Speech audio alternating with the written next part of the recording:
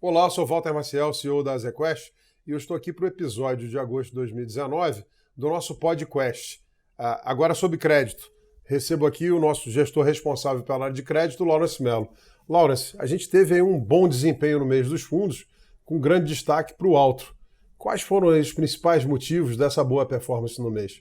Falar que esse foi um mês, ao mesmo tempo que diferente, por causa da volatilidade do mercado externo, quer dizer, está desvelando um monte de coisa, e não no mundo de crédito que você vê no resultado, não necessariamente é o que você está, às vezes é o retrovisor do que uma coisa que a gente já fez, do que o que está acontecendo no momento. Então, não necessariamente é um indicador antecedente. Não, pelo contrário, muitas vezes é o retrovisor mesmo que você está olhando.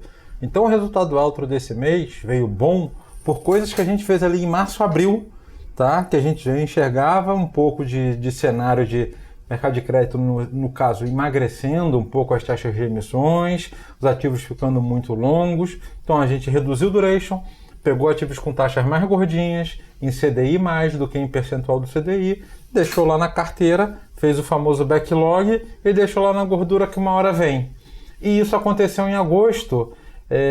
Às vezes um pouco também a gente tem a ajuda das forças maiores, né? Então no mês de muita volatilidade, no mês que estava mais difícil, aquelas gorduras que estavam no fundo foram destravadas.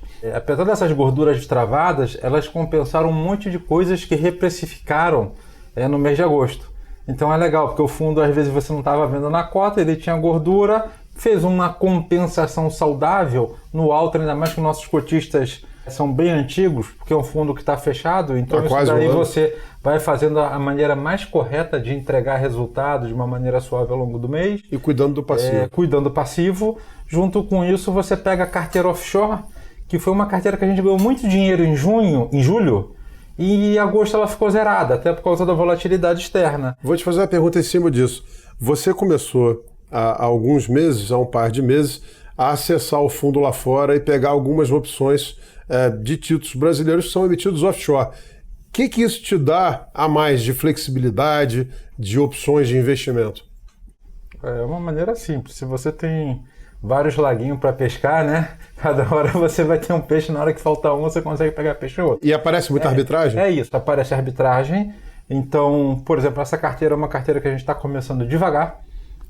Nesse começo um pouco mais devagar, é para aprender o operacional. A lógica é a mesma do Brasil, mas o operacional do Brasil é tudo muito automatizado, a gente conhece, são 20 anos de experiência, e de repente lá fora tem algumas coisas que não é tão padronizado como no Brasil. É um ambiente aberto, você não tem um único regulador, então você tem que entender todas as microdinâmicas para não afetar a cota do fundo. Então isso dá muita liberdade. Primeiro passo é Brasil. Segundo é a gente, ao longo do tempo, com muita cautela, conseguir América Latina ou empresas similares em países próximos, que a gente tem um mínimo de entendimento e que coisas parecidas com o que a gente investe no Brasil.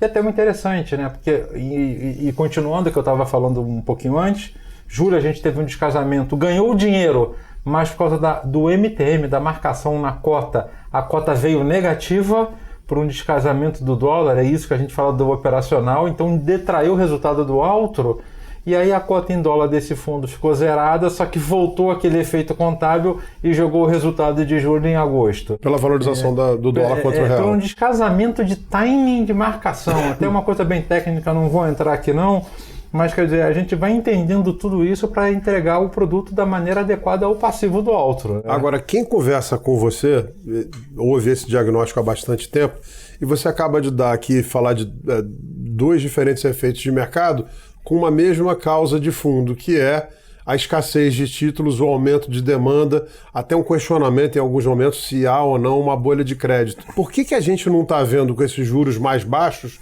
um crescimento grande das emissões, como muitos participantes de mercado esperavam? Dinheiro você precisa de duas coisas, né? Ou para você estender suas dívidas, ou para você gastar mais. No caso de empresa, você gasta quando vai investir. O que aconteceu muito no primeiro semestre foi as empresas pegando dinheiro para reperfilar, ou seja, deixar a dívida dela o mais longo possível.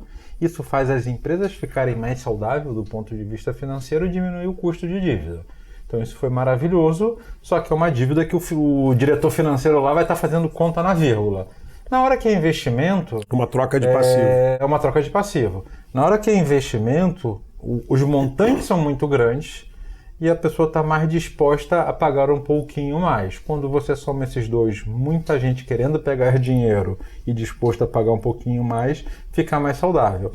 A reforma da Previdência ter quase que já sido aprovada, né? Precisa esperar, no mundo que a gente está, a ratificação disso, vai fazer com que o capex das empresas voltem. E aí a gente acredita que vai dar, sim, realmente mais oportunidade, mais ativo. Um ambiente de maior crescimento econômico, com maior confiança, vai levar a um surto de investimentos. Sim, com certeza. Agora, o que está acontecendo, o Brasil tem muito dinheiro.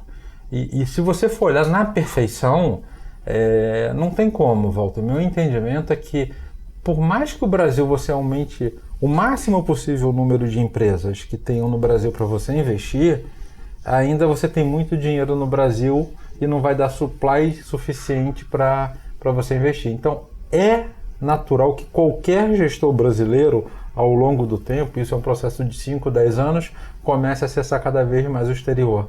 Então isso daí... Porque é um mercado de escassez estrutural. Exatamente.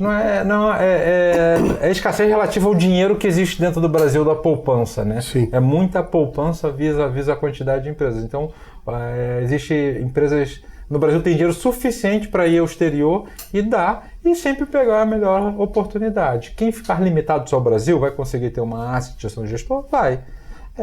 Você tem um carro mais limitado. Ganha corrida quem tem o melhor piloto junto com o melhor carro. Então, o todo faz diferença. Bom, parabéns pela performance no mês, pela performance desde o início, a longo prazo. E lembrando a você, investidor, que nós brevemente deveremos estar anunciando uma reabertura do alto para uma pequena captação.